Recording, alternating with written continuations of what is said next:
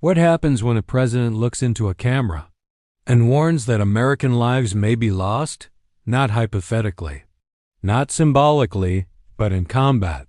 Over the weekend, President Trump announced major military operations involving Iran and said U.S. casualties are possible. That sentence alone changes everything. Because when leaders speak of lives lost, faith asks a harder question. What does God require when human lives are placed on the line? Stay with me, because Torah, Gospel, and Quran all speak directly to moments like this. Here's what is being reported.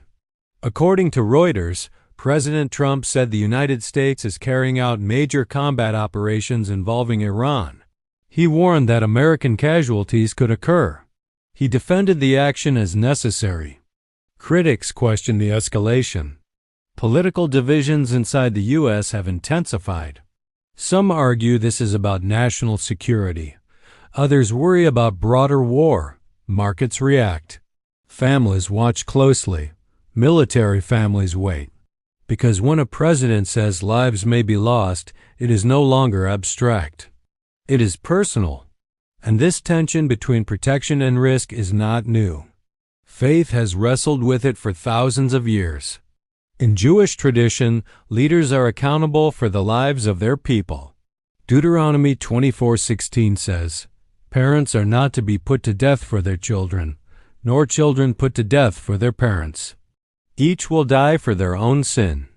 And Ezekiel 34:2-4 warns shepherds, meaning leaders, "Woe to the shepherds of Israel who only take care of themselves." Should not shepherds take care of the flock? Judaism frames leadership as stewardship. The flock, the people, matter most. From this lens, military action must never treat lives casually. The weight of risk belongs heavily on leadership. In Christianity, life is sacred and sacrifice is serious.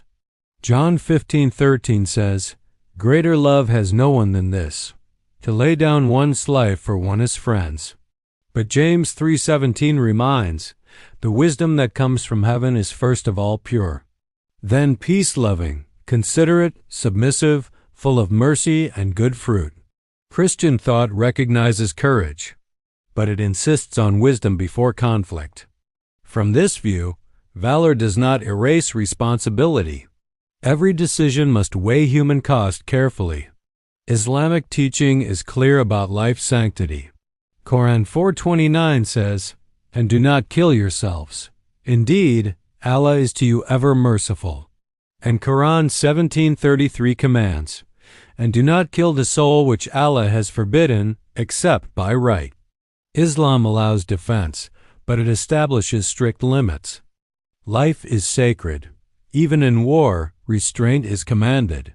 From this lens, combat must remain bounded by justice, not emotion. Judaism says, leaders must guard the flock. Christianity says, courage must be guided by heavenly wisdom. Islam says, life is sacred, even in conflict. Three traditions. One shared principle.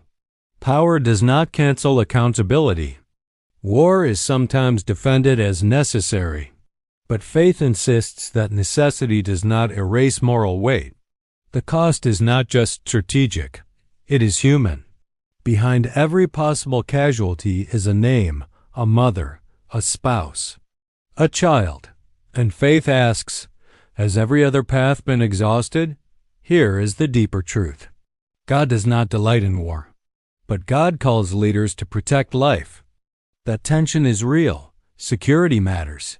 Safety matters. But so does restraint. So does humility. So does remembering that every life carries sacred weight. If you are watching this as a parent, you feel it. If you are watching as a service member, you feel it. If you are watching as a citizen, you carry it too. Here is the call to thought. May strength be guided by wisdom, and may lives never be treated lightly. Share this if it made you think. Comment respectfully if it stirred conviction, and pause before reacting. Because in moments like this, calm moral clarity matters more than noise.